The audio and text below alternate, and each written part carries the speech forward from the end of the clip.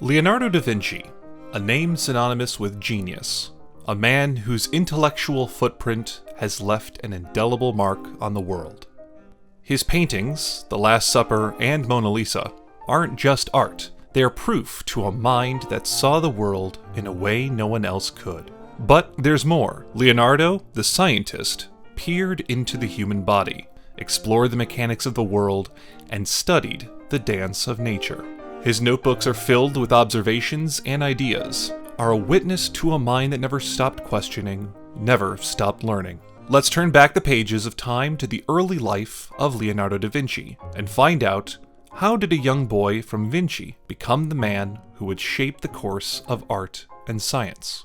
Born on April 15, 1452, in the small Tuscan town of Vinci, Italy, Leonardo was the illegitimate son of a local lawyer and a peasant woman. Leonardo da Vinci's early life was marked by a thirst for knowledge and an innate curiosity that set the stage for his later genius.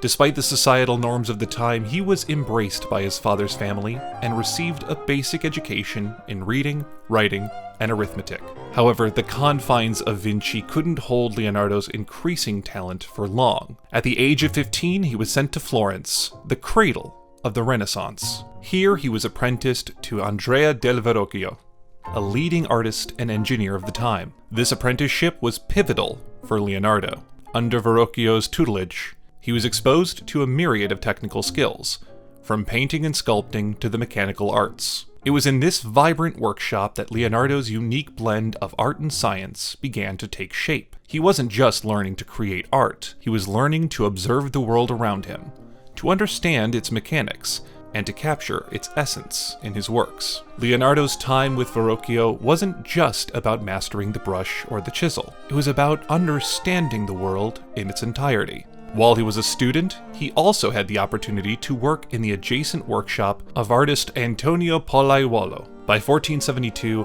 Leonardo's talent was undeniable, and he was accepted into the prestigious Painters' Guild of Florence. However, he continued to work with Verrocchio for another 5 years, refining his skills and expanding his understanding of the world. These formative years in Florence laid the foundation for Leonardo's later works. They inculcated in him a relentless pursuit of knowledge, a keen observational eye, and a deep understanding of the interplay between art and science. It was this unique combination of skills and perspectives that would push him to greatness and cement his legacy as one of the most brilliant minds in history.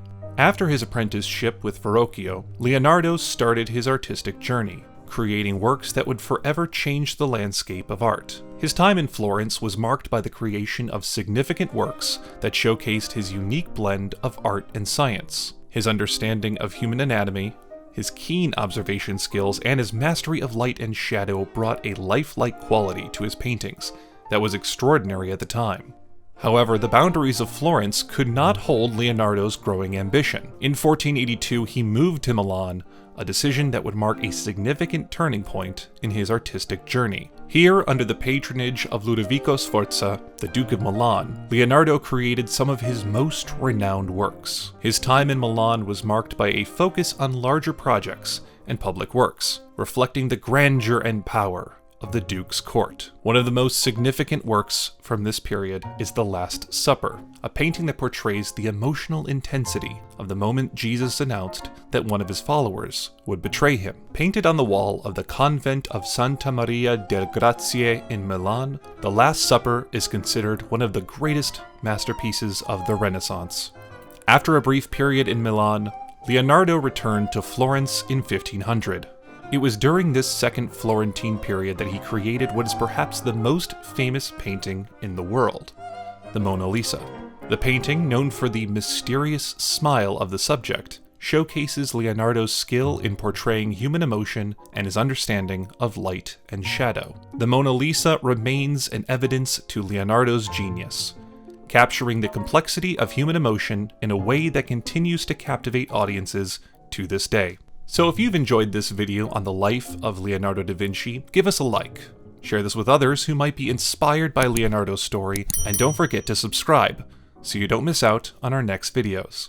Leonardo da Vinci was not just an artist. He was also an inventor and a scientist. a man whose curiosity was made only by his extraordinary talent. His scientific inquiries and inventions covered a wide range of fields, from anatomy and physics to engineering, and his notebooks were a proof to his unquenchable thirst for knowledge.